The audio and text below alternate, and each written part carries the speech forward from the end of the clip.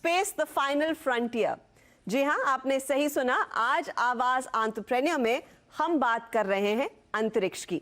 नमस्कार, आप सभी का स्वागत है। मैं हूं हर्षदा सावंत। अब तक जब भी अंतरिक्ष की बात हुई है तो सबसे पहले जहन में अमेरिका और रूस की स्पेस में उपलब्धियां याद आती हैं। लेकिन पिछले एक दशक में मंगलयान, चंद्रयान 2 जैसे स्पेस एक्सप्लोरेशन मिशंस और ढेरों सैटेलाइट लॉन्चर्स भारत के नाम हुए हैं। यही नहीं, 2022 में गगनयान 3 मिशन पर 3 भारतीय एस्ट्रोनॉट्स को स्पेस में भेजने की तैयारी भी चल रही है। यानी भारत का स्पेस टेक्नोलॉजी में दबदबा बढ़ रहा है। सरकार भी अब ऐसी पॉलिसी बना रही है कि इस क्षेत्र में निजी भागीदारी बढ़े। बड़ी कंपनियां ही नहीं बल्कि स्टार्टअप्स भी space infra, research and development और लॉन्चेस का हिस्सा बने। और आज मेरा साथ दे रहे हैं कुछ ऐसे लोग जिनका मकसद यही है। अग्निकुल कॉस्मोस के को फाउंडर और सीईओ श्रीनाथ रविचंद्रन, पिक्सल के फाउंडर और सीईओ अवैस अहमद, पाई वेंचर्स के फाउंडिंग पार्टनर मनीष सिंघल और ब्रूम वेंचर्स के अर्पित अग्रवाल। आप सभी का स्वागत है सीएनबीसी आवाज पर। बहुत ही दिलचस्प टॉपिक है और मैं ऑनेस्टली कहूंगी कि हमने कभी सोचा नहीं था कि आवाज एंटरप्रेन्योर में हम स्पेस टेक्नोलॉजी की बात करेंगे। मई 31 का दिन मुझे याद है स्पेसिफिकली, जिस दिन स्पेसएक्स का फैल्कन अपने ड्रैगन क्रू के साथ इंटरनेशनल स्पेस स्टेशन पर पहुंचा and I was like wow, कि देखिए किसी निजी कंपनी ने कर दिखाया। उसके बाद मैं पढ़ने लगी कि पिक्सल क्या कमाल कर रही है, सैटेलाइट्स लॉन्च करने का इनका इरादा है, 3D प्रिंटर के जरिए रॉकेट इंजन्स भारत में बनाए जा रहे हैं और क्या कुछ नहीं। तो सबसे पहले श्रीनाथ, मैं आपसे सवाल पूछना चाहूंगी, आपकी कंपनी अग्निकुल एग्जैक्टली करती क्या है? सबसे पहले उसका इंट्रोडक्शन दीजिए। Thank you. सो मैं कुछ पहले कुछ हिस्ट्री दूंगा कॉन्टेक्स्ट के लिए। सो 80s 90s में सैटेलाइट्स की मास तो बहुत बड़े होते हैं, तो ये टन्स में होते हैं। लेकिन लास्ट 10-15 इयर्स में क्या होता है ना, तो इलेक्ट्रॉनिक्स के साथ साथ सैटेलाइट्स की वेट भी बहुत श्रिंक हो गया। ये तो 10 kg 50 kg साइज से बन गया। पर रॉकेट्स की मेन काम है कि अर्थ से स्पेस में कुछ को डालना है ना, उसके व्हीकल है रॉकेट्स, उतना ही है। सो रॉकेट्स की कैपेसिटीज भी सैटेलाइट्स के साथ ही बढ़ते हैं या श्रिंक होते हैं। आज एक डिस्क्रिपेंसी है मार्केट में, सैटेलाइट्स बहुत श्रिंक हो गया, लेकिन रॉकेट्स तो आज भी 3 टन 4 टन ऐसी कैपेसिटी है उसमें। सो अग्निकुल में हम एक ऐसे रॉकेट बन रहे हैं, उसका नाम है अग्निबाण। अग्निबाण की स्पेशलिटी यह है कि वो तो डेडिकेटेड है छोटे सैटेलाइटों के लिए, इसलिए तो कुछ राइड शेयर या कुछ वैसे कॉम्प्लिकेशंस आज है स्मॉल सैटेलाइटों को स्पेस में डालने के लिए, वो सब हमारी व्हीकल में थोड़े भी नहीं है। यही है हम कर रहे हैं। Okay, interesting. पिक्सल एग्जैक्टली करती क्या है ये भी बताइए आप हमें अवैस। तो पिक्सल जब स्टार्ट हुआ था 2019 में स्टार्ट हुआ था। मेरे को फाउंडर क्षितिज और मैंने स्टार्ट किया था जब हम अपने लास्ट ईयर में थे, बिट्स में, अभी भी अंडर ग्रेजुएट स्टडीज परस्यू कर रहे थे। तब हमने स्टार्ट किया सैटेलाइट इमेजरी के साथ वर्क करना, कि एनालाइज करके इसके साथ एप्लीकेशंस लाए एग्रीकल्चर में, climate change, air pollution, forestry वगैरह वगैरह। बट एक प्रॉब्लम उधर नजर आया कि ये जो सैटेलाइट इमेजरी आज है वो it was like rich enough नहीं है, उसमें इनफ इंफॉर्मेशन डेंसिटी नहीं है कि आप लोग कोई प्रॉब्लम्स भी देख सकें। अगर मैं एग्जांपल लूं तो एग्रीकल्चर में आप देखकर बता सकते हैं कि क्रॉप कैसा कर रहा है, whether it's healthy not healthy. But अगर हम ये आइडेंटिफाई करना चाहें कि कौन सा क्रॉप स्पीसीज है या उधर सॉइल कैसा है या ह्यूमिडिटी कैसी है, तो वो इन्फॉर्मेशन नहीं आ सकती थी। तो हमने क्या किया, वी डिसाइडेड कि हम ऐसा सैटेलाइट बनाएंगे जिसकी quality will be higher than जो अभी तक किया गया है। सो पिक्सल एग्जैक्टली करती क्या है, हमारा प्लान है कि हम एक कॉन्स्टलेशन लॉन्च करेंगे सैटेलाइट्स का, अबाउट 30 सैटेलाइट्स जो पूरे अर्थ को कवर करेंगे और एक इमेज भेजेंगे ऑफ एवरी प्लेस हर दिन। So every 24 hours no matter कहाँ पे हम इमेज ले रहे हैं, will be able to give it to our customers. तो उसमें हमारा प्लान है 30 सैटेलाइट्स इवेंचुअली, बट अभी हमने एक सैटेलाइट बनाया है जो ईयर एंड तक लॉन्च होगा, एंड सेकंड सैटेलाइट पे काम कर रहे हैं जो नेक्स्ट ईयर स्पेसएक्स व्हीकल पे लॉन्च होगा। ओके, मैं अब अर्पित और मनीष आप लोगों से समझना चाहूंगी कि आप लोगों की जहन में कैसे आया कि अब एक स्पेस टेक्नोलॉजी जैसी कंपनियों पर फोकस करना चाहिए। मैं जानती हूं Manish Pai ventures primarily deep tech पर ध्यान देती है, so maybe it was just one of those areas that you wanted to enter. लेकिन आपकी इन्वेस्टमेंट थीसिस क्या रही है जब आपने श्रीनाथ और उनके बाकी फाउंडर्स से मुलाकात की? क्या पसंद आया आपको इनके मॉडल में? पहले तो बहुत बहुत धन्यवाद मुझे शो पे लाने के लिए और इस टॉपिक, बड़े इंटरेस्टिंग टॉपिक पे बात करने के लिए। जैसे आपको मैं थोड़ा सा बताता हूँ कि एक्चुअली स्पेस में लार्जली 4 एरिया में आप काम कर सकते हैं। एक तो आपका transportation business, as Srinath puts it, कैसे सैटेलाइट्स को अर्थ से स्पेस में ले जाना है, एक वो एरिया हो गया। दूसरा एरिया हो गया सैटेलाइट्स को बनाना और ऑपरेट करना।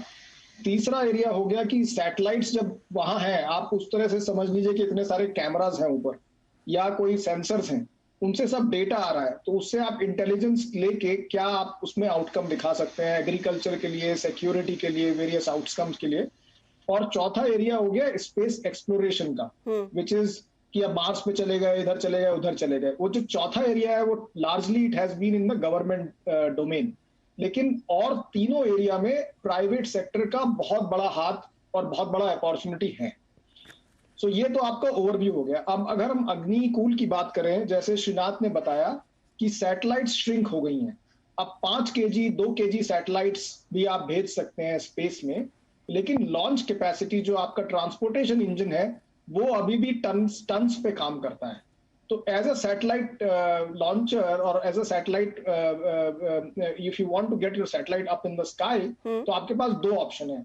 या तो आप राइड शेयर करें, माने आपको 5 kg की सैटेलाइट भेजनी है लेकिन आपको 1 टन में कहीं फिट होना पड़ेगा, और या खूब सारा पैसा देके हम कहेंगे अच्छा मेरे 5 kg की सैटेलाइट है लेकिन मैं 100 kg की कैपेसिटी लेके तब उसमें लॉन्च करूंगा। इधर वे डिमांड एंड सप्लाई गैप है। ओके। तो अभी प्रॉब्लम क्या हुआ कि अगर आप रॉकेट टेक्नोलॉजी को लीजिए जो 1 टन और जो PSLV टेक्नोलॉजी है, ऑल दैट, वो फाइन ट्यून्ड है बड़े लॉन्चेस के लिए। Every rocket is handmade, cost is very high. तो अब अगर हमें ये डेमोक्रेटाइज करना है कि almost every satellite can have a dedicated rocket, then the same technology can not scale. तो आपको कुछ करना पड़ेगा। तो अग्निकूल ने क्या किया, बड़ी स्मार्टली जो उसका कोर है, जो इंजन है, उसको 3D प्रिंट कर दिया। जब उसका इंजन आपने 3D प्रिंट कर दिया तो आपका कॉस्ट बच गया, रिपीटेबल प्रोसेस हो गया, और जो है अब आप क्या कर सकते हो कि at a similar cost per KG आप एक छोटी सैटेलाइट भी लॉन्च कर सकते हो pretty much on your demand. And वो जो है हमें बड़ा अच्छा आइडिया लगा अग्निकूल का। फिर हम उनके लैब्स गए to answer your question, Chennai में देखा क्या हो रहा है, इंजन को देखा, प्रिंटेड इंजन को देखा। It was like going back to the college, right? And refreshing our thoughts on fluid mechanics and all those things. So that became very exciting for us. It's great to hear. और the very fact कि आप लोग कह रहे हैं कि 3D print हो रहे हैं rocket engines, that itself is exciting. अर्पित, आप लोगों की ब्लूम वेंचर्स पर इन्वेस्टमेंट थीसिस क्या रही है जब आपने पिक्सल में हाल ही में निवेश किया, और ये सीड स्टेज पर निवेश है, आई एम श्योर कि आप लोग इनका आगे लंबे समय तक साथ देंगे। जी हाँ, लंबे समय तक साथ देने का इरादा है। वेंचर कैपिटल होने के नजरिए से देखें तो अच्छी अपॉर्चुनिटी समय के साथ आती है, और आज के तारीख में हम देख रहे हैं कि इकोसिस्टम काफी इवॉल्व हो गया है जो पिछले 5 साल में नहीं था। और उसके बाद आज देख रहे हैं कि कुछ कंपनीज लॉन्च करने वाली हैं, कुछ सैटेलाइट लॉन्च होने वाली हैं, और ये हो रहा है। पिक्सल के केस में स्पेशल चीज ये है कि पिक्सल और अवैस और क्षितिज बहुत ही स्मार्ट इंजीनियर्स हैं, और उन्होंने दुनिया भर के बेस्ट एक्सपर्ट्स के साथ मिलके ऐसी टेक्नोलॉजी बनाई है जो कि जब सैटेलाइट में जाएगी तो हमें उस तरह का डेटा मिलेगा जो डेटा आज तक कभी मिल नहीं रहा है। इसको बोलते हैं हाइपर स्पेक्ट्रल डेटा। करेक्ट। ये डेटा क्योंकि एग्जिस्ट नहीं करता है, और अगर इसको हम लोगों को देंगे, दुनिया भर में बहुत सारे लोग हैं जो इसको यूज करना चाहते हैं एग्रीकल्चर के लिए, सिक्योरिटी के लिए, माइनिंग के लिए, तो वो डेटा को यूज करके काफी इंटरेस्टिंग एप्लीकेशन बना सकते हैं। इसलिए जरूरी है कि ऐसे किसी कॉन्स्टलेशन ऑफ सैटेलाइट्स को बनाया जाए, और पिक्सल एकदम सही रास्ते में है। पहला सैटेलाइट लॉन्च करेंगे इस साल, अगला सैटेलाइट लॉन्च करेंगे अगले साल, तो हम लोग ये कोशिश कर रहे हैं कि जल्दी से जल्दी हमारा 30 सैटेलाइट का कॉन्स्टलेशन पूरा हो जाए और उसके बाद हम पूरी दुनिया में 24 घंटे की फ्रीक्वेंसी पर हाइपर स्पेक्ट्रल डेटा दे सकें, जो दुनिया में सबसे पहला होगा। हमने देखा कि इस डेटा की रिक्वायरमेंट बहुत ज्यादा है जी। इसकी वजह से मार्केट अपॉर्चुनिटी काफी बड़ी लगी और हमारी अवैस और क्षितिज के बारे में बहुत हाई रेपुटेशन, तो उसकी वजह से हमने इन्वेस्ट किया। तो अवैस, मैं इनफैक्ट आपसे यही समझना चाह रही हूँ कि यूज केसेस इनिशियली आपने कहा आप जियो स्पेशल सैटेलाइट मैपिंग करेंगे और कई सारे क्लाइंट्स आपने आइडेंटिफाई किए हैं, स्काईमेट जैसे नाम यहाँ पर आए हैं। क्या वो यूज केसेस आगे और भी एक्सपोनेंशियली बढ़ेंगे? आप लोगों का फिर रेवेन्यू मॉडल किस तरह से बनाया जाएगा? तो रेवेन्यू बनाने के दो तरीके हैं, एक तो सैटेलाइट ऊपर भेजेंगे और ये सैटेलाइट पे कैमरा है और सैटेलाइट इमेजेस नीचे भेजेगा। सो हम क्या करेंगे, इमेजेस स्टोर करेंगे और वर्ल्ड वाइड कस्टमर्स जिनको ये डेटा चाहिए वो हम डिस्पर्स करेंगे through the cloud. And second way of generating revenue ये है कि हम एक प्लेटफॉर्म बना रहे हैं, सॉफ्टवेयर प्लेटफॉर्म, जहां कोई भी no matter what technical speciality वो लोग लॉग इन कर सकें, एक्सप्लोर कर सकें कि कौन से एरिया में उनको कौन सा सैटेलाइट इमेज चाहिए और कौन सा टाइप का एनालिसिस करें। अगर एग्रीकल्चर में उनको जानना है कि कौन सा क्रॉप देख रहे हैं या देखना चाह रहे हैं कि एग्रीकल्चर में इस क्रॉप पे कितना यील्ड होगा, या ऑयल एंड गैस कंपनी में देखना चाहते हैं कि अगर उनके गैस पाइपलाइन में लीक है तो वो ऑनलाइन जाकर दे सकते हैं, नो मैटर उनका स्किल लेवल क्या है। तो हम डेमोक्रेटाइज करना चाहते हैं कि satellite imagery is not only limited to वो लोग जो एक्सपर्ट्स हैं इस फील्ड में, but literally anyone log in कर सकें और इस डेटा को यूज कर सकें। तो like business model Fairlie simple है, डेटा नीचे आएगा, हम डेटा सेल करेंगे उन कंपनियों को जिनको सिर्फ डेटा चाहिए और ये सॉफ्टवेयर प्लेटफॉर्म के जरिए ओपन अप करेंगे कि more and more industries and more customers and organisation इसको यूज करें। ओके, यहाँ लेंगे एक छोटा सा ब्रेक, आप बने रहिए CNBC आवाज के साथ।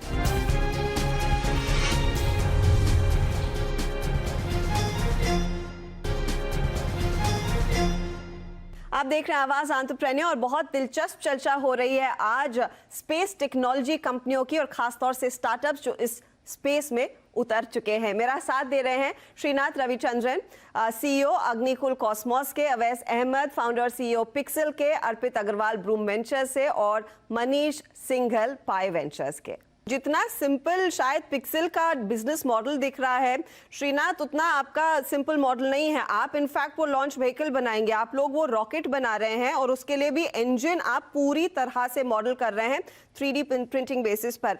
ये बताइए कि क्या आपने ये देखा है कि अब आगे चलकर वो जो छोटे सैटेलाइट्स की डिमांड बढ़ रही है, जो मनीष भी मेंशन कर रहे थे, वो एक्सपोनेंशियली बढ़ेगी? क्यों कोई भी प्लेयर जो सैटेलाइट ऊपर ले जाना चाहता है बड़ी कंपनियों को छोड़कर आपके साथ टाई अप करे? If you had to pitch, assuming to Pixxel जो अगले साल स्पेसएक्स के रॉकेट से अपना सैटेलाइट ऊपर भेज रहे हैं, why should they not be tying up with you? Sure, I've already pitched to Aways actually. So ठीक है, सो हमारे 3 स्ट्रेटजीज है, सो मैं उसके बारे में बताऊंगा जी। फर्स्ट तो हमारी इंजन्स बनाने के लिए सिर्फ जस्ट 72 आवर्स, 3 दिन ही लगेगा। सो वो एक लॉन्च ऑन डिमांड के स्ट्रेटजी है हमारे साथ। सो क्योंकि अभी अवेश ने बोला ना, ऑलरेडी नेक्स्ट ईयर के लॉन्च के लिए अभी उसने बुक किया। सो उसको उस डायनेमिक्स को हम we are trying to change it. Okay, क्योंकि सिर्फ 2 वीक ही चाहते हैं लॉन्च करने के टाइम, उतना ही उस टाइम में हम एक पूरे रॉकेट करना करने का पॉसिबिलिटी है। One of the reasons being 3D printing. तो हमारा इंजन तो है ना सिंगल पीस इंजन है, सिंगल पीस इंजन। एक यूजुअली रॉकेट इंजन में thousands of parts are there, welding करना है, ब्रेसिंग करना है, उसके बाद असेंबल करना है। हमारे स्ट्रेटजी में वो सब completely nothing of that is there. 3D printer एक शॉट में 72 आवर्स में एक पूरा engine it will give you that. So एक first that is a strategy. Second strategy तो है कि हमारा व्हीकल तो स्केलेबल है, जैसे कार्स में अपर हैंड वेरिएंट्स है, लोअर हैंड वेरिएंट्स है, आपकी what ever is your demand, based on that हम हमारे व्हीकल को कॉन्फ़िगर करेंगे। सो वन एडवांटेज है कि कॉस्ट में सम बेनिफिट्स आर देयर। एक स्पेसएक्स रॉकेट तो एक ही कॉन्फ़िगरेशन में होता है। तो अगर छोटे सैटेलाइटों को it's a one size fits all configuration usually, but हमारे लिए ऐसा नहीं है, एक कंप्लीटली कॉन्फ़िगरेबल रॉकेट है। सो कॉस्ट बेनिफिट्स भी है। और फाइनल स्ट्रैटेजी है कि ये तो मोबाइल लॉन्च व्हीकल है। Mobile as in so I think today 77 launch ports है दुनिया में। हमारे व्हीकल तो उस सारी लॉन्च पोर्ट से कॉम्पैटिबल है। सो अगर अवे जैसे customers if they want to launch from Europe किसी रीजन के लिए, सो हमारे व्हीकल को वहां से भी लॉन्च करना पॉसिबल है। Okay. So ये 3 स्ट्रेटजीज है, that is why I think customers really like us. Already तो हम बहुत सारे कस्टमर से ऑलरेडी बातें शुरू किया, so we are seeing lot of traction there because of these 3 strategies. Okay, मेरा एक और एंसिलरी सवाल आपसे ये है श्रीनाथ, कि देखिए इन चीज़ों को आपको टेस्ट करना होगा, तो क्या आपने कहाँ टेस्ट किया है? क्योंकि जो इस समय प्रेशर भारतीय जो अर्थ के एटमॉस्फेयर में है वो है, उसमें आपने टेस्ट किया होगा। क्या आपको और एडिशनल हेल्प चाहिए होगी शायद इसरो की या फिर दूसरे प्लेयर्स की to actually test it in space, क्योंकि your engine has to resist that kind of pressure, correct? Correct. So I mean first usually 2 cycles हैं। फर्स्ट तो ग्राउंड में टेस्ट करेंगे उस सबको, वही चल रहा है अब। आईआईटी में लैब्स है उसके लिए, सो मनीष ने भी उसके बारे में बताया ना। So there we have already tested a lot of our engine work. So पहले फ्लाइट किसी भी रॉकेट जर्नी में first flight is called a test flight. वो तो उसी समय ही actually fully we will know exactly what is happening, and so that will be a part of our first mission. ऐसे ही बन। ओके, ये मुझे अर्पित आपसे ये समझना है, अब काफ़ी इंटरेस्टिंग चीज़ें मुझे भी समझ में आने लगी है। और ऑनेस्टली स्पेस सिर्फ इंजीनियर्स के इंटरेस्ट के काम नहीं है, सबने जिसने स्टार ट्रेक देखा है बचपन में, they all want to know कि स्पेस में कैसे पहुंचना है। ये बताइए, इस समय इसरो ने इन स्पेस वाला जो प्रोग्राम लॉन्च करने की शुरुआत की है, वो कितना इम्पेटस देगा in private players, in startups को गोइंग फॉरवर्ड इस सेक्टर में एक्सप्लोर करने के लिए? क्या वो पूरे गेम को भारतीय स्पेस टेक्नोलॉजी कंपनियों के लिए बदल सकता है? हम लोग काफी ऑप्टिमिस्टिक, पॉजिटिव हैं, होपफुल है कि ये अच्छे से होगा। इम्प्लीमेंटेशन कैसे होगा ये आने वाले 5 से 10 साल में पता लगेगा कि एक्चुअली इससे इकोसिस्टम बनेगा कि नहीं बनेगा। एक एग्जाम्पल है, यूएस में 2004 में एक पॉलिसी आई थी, उसमें उन्होंने बोला था कि नासा जो तब तक स्पेस एक्सप्लोरेशन भी कर रहा था और स्पेस एक्सप्लॉइटेशन भी कर रहा था, वो स्पेस एक्सप्लॉइटेशन उन्होंने बोला था कि अब हम प्राइवेट स्पेस से करेंगे। तब तक स्पेसएक्स बच्चा था, शायद एग्जिस्ट भी नहीं करता था। उस समय उन्होंने ये पॉलिसी बनाई थी और उसके बाद एक नई इंडस्ट्री तैयार हो गई, वहां पर बिलियंस ऑफ डॉलर्स की इंडस्ट्री आज है यूएस में। ये पोटेंशियल एक अच्छी पॉलिसी का है, हमें लगता है कि ऐसा पॉसिबल है इस पॉलिसी के थ्रू भी, लेकिन एक्चुअली क्या होगा ये आने वाले समय में पता लगेगा।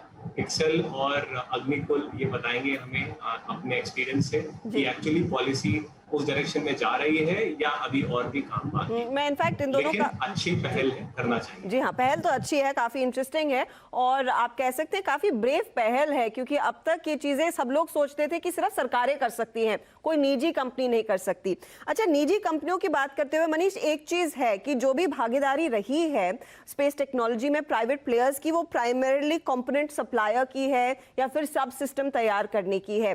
अब अग्निकुल, पिक्सेल जैसी कंपनियां जब आती हैं, क्या स्कोप और भी बढ़ जाता है कि we are going beyond these 2 particular categories and getting into the thick of the business जो कहते हैं? बिल्कुल 100%। सो अभी तक जो स्पेस में अपॉर्चुनिटी थी, विच बेसिकली वो आईएसआरओ के वेंडर की तरह थी। आईएसआरओ को जो चाहिए उससे आप जो छोटे काम है आप वो कर सकते हैं। So it was basically a services industry. If I take a parallel from IT, right, अभी आवाज जो कर रहे हैं और श्रीनाथ जो कर रहे हैं, ये प्रोडक्ट इंडस्ट्री है। They are thinking of how they can actually make full products for which they can get customers. तो आईएसआरओ का इसमें बहुत काबिल तारीफ काम किया उन्होंने कि ये पॉलिसी निकाली है, और श्रीनाथ तो मुझे पता है कि आईएसआरओ से बहुत क्लोजली काम कर रहे हैं। तो उनके सपोर्ट, आईएसआरओ के पास बहुत ट्रिमेंडस नॉलेज है, ट्रिमेंडस इंफ्रास्ट्रक्चर है। सो अगर इस तरह की प्रोडक्ट कंपनीज उनके साथ काम करेंगी तो हम लोग, मतलब as a nation, I think we will take a one giant leap forward for sure. Yes, and it will be a giant leap for mankind for sure, in Neil Armstrong's words. अच्छा, अवैस और श्रीनाथ, आपसे फिर मेरा आखिरी सवाल ये रहेगा, आप लोगों ने अब स्पेस में पहल करने की शुरुआत कर दी है।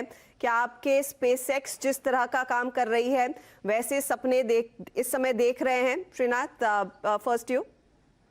Yeah, Do you definitely. imagine yourself reaching the International Space Station at some point in time as well? Definitely not our first launch, but sure, soon, right? So I think a policy is really, really advantageous for us, and yeah, we are dreaming to be the next SpaceX of India, actually. So that is how we are trying to do this.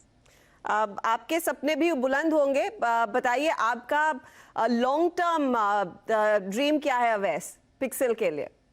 हमारा long term हम आज एक space data company है, तो उसमें दो parts हैं, space और डेटा। डेटा में हम जितने डेटा सेट ला सके और जितना स्मूथ प्लेटफॉर्म बनाएंगे उतना बनाएंगे, ताकि जितने लोग यूज कर सके उतने लोग यूज करें। बट स्पेस साइड में हमारा विजन है कि हम लोग जो सैटेलाइट्स बना रहे हैं वो लाइक 6 मंथ्स में बन सकते हैं, इंस्टेड ऑफ टेकिंग 2 और 3 इयर्स जो पहले होते थे। एंड हम लोग ये सैटेलाइट्स बहुत इनएक्सपेंसिवली बना सकते हैं, अबाउट 1/10 द प्राइस जो यूएस में बना सकते हैं, यूरोप में बना सकते हैं। तो इससे अपॉर्चुनिटी ओपन होता है कि we are trying to open up access to the solar system. अगर ये सेम सैटेलाइट और ये सेम टेक्नोलॉजी हम अगर मून के अराउंड ऑर्बिट करना चाहें या मार्स के अराउंड ऑर्बिट करना चाहें, एस्ट्रॉइड बेल्ट में सेंड करना चाहें कि देखें कि कौन से एस्ट्रॉइड में कौन सा मिनरल है, अगर उधर आइस है या वाटर है, to be able to bring those asteroids back, तो वो हम कर सकते हैं। तो लॉन्ग टर्म प्लान ये है कि जो स्पेस टेक्नोलॉजी और स्पेस कैपेबिलिटी हम इंटरनली बिल्ड करेंगे अपने कंपनी में, उसके द्वारा we will work with space agencies like ISRO या नासा या ईएसए, और ये मिशंस भेजेंगे to any planetary body in the solar system. And not only space station, but ISRO का प्लान है कि वो खुद इंडिया का स्पेस स्टेशन भेजें बाय 2030।